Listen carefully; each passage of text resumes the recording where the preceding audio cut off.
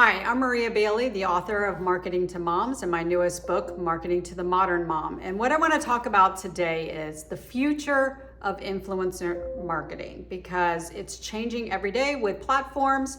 And I have 9 trends that I believe we will see in the future when it comes to influencer marketing. So if you're one of those brands that likes to stay ahead of the curve, you might want to stick around for the entire video. I'm not going to tell you that number 9 is the best one. They're all really good things that you should be considering right now if you are using influencers to sell products to moms or any other consumer group in the United States. Number 1, AI, the emergence of AI.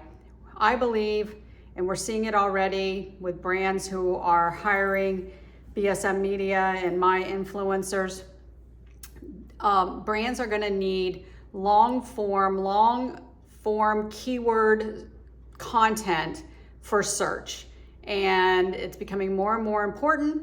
So I have several videos on this. The emergence and reemergence and rebirth of the mommy blogger is coming back because brands in the future are going to need that long keyword to show up in AI, and in people also asked on AI search. Number 2, authenticity over reach.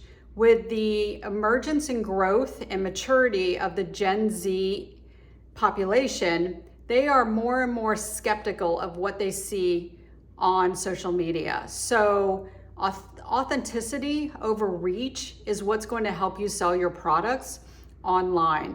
And we're going to see the prosperity of nano and micro influencers because they tend to be perceived as being more authentic than, let's say, a mega influencer that has 5 million followers and you know that they're just selling the product because they were paid a lot of money. You know, let's face it, if Kim Kardashian tells you about a product, or the mom down the street that you truly trust, who are you going to buy the product from? So number 2 is authenticity over reach. Number 3, social commerce will become mainstream. We see it already with TikTok Shop and with Instagram checkout and Amazon storefronts.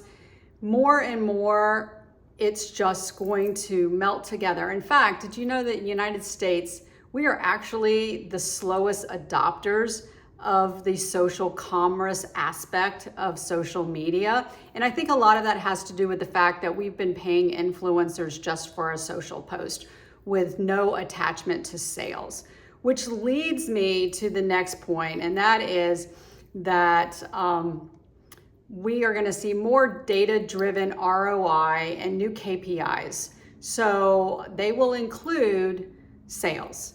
You're going to see brands tracking affiliate links. You're also going to see KPIs like search surges.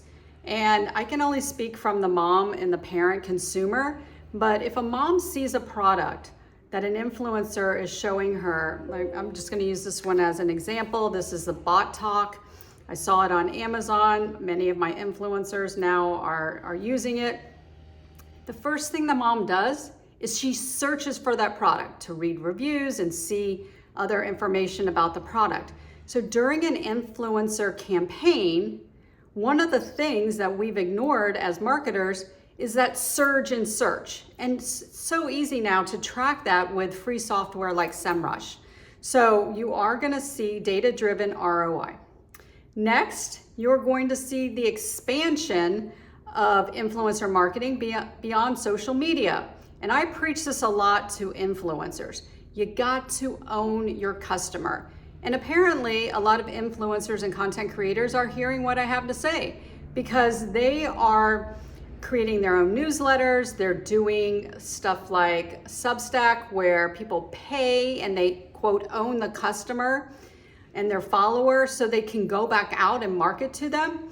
So you're going to see more and more brands realize that influencers have influence in other ways other than a social media post. What I tell my clients at BSM Media is that we should look for influencers that have influence in a whole bunch of different ways. So yes, we can get to them on Instagram and on Facebook, but guess what? We could also send out messaging through their newsletter, or maybe we give them 100 samples to hand out at the soccer field or the baseball field. They can do offline sampling. They can do special events. They can, if they do a regular television show or a podcast, we can have them deliver our message as a brand in a lot of different areas. And so the next trend that you are going to see is the expansion beyond social media. Next is community and niches. So BSM Media, we do this a lot for our clients. We create communities for brands. We created the Chick-fil-A moms, if you let me brag a little bit for a minute. We have created the Disney social media moms. We've created the HP moms. We own walmartmoms.com. So you're gonna see that the Gen Z population likes to belong to communities. And so you're gonna see people, I don't wanna say dummy down, but get more intimate in their social media by belonging to these niches and these communities. Speaking of transparency and authenticity, as the influencer marketing community grows and there's more and more influencers and content creators, you're going to see greater regulations and transparency demands by the FTC. So keep that in mind when you're hiring an agency. Make sure, ask that question. How do I know that your influencers or your content creators are FTC compliant? And is the contract between myself, the brand, and the influencer, or is it between the agency and the influencer?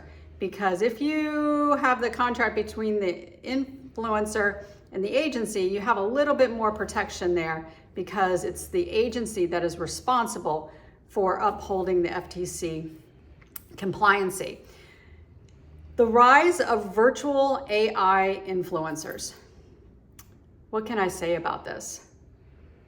We live in a world where fake stuff is just gonna continue to become fake stuff, or AI, and you can see it already where you just don't know, is that person really real? So that one speaks for itself. And then finally, one that I think is super, super important for brands.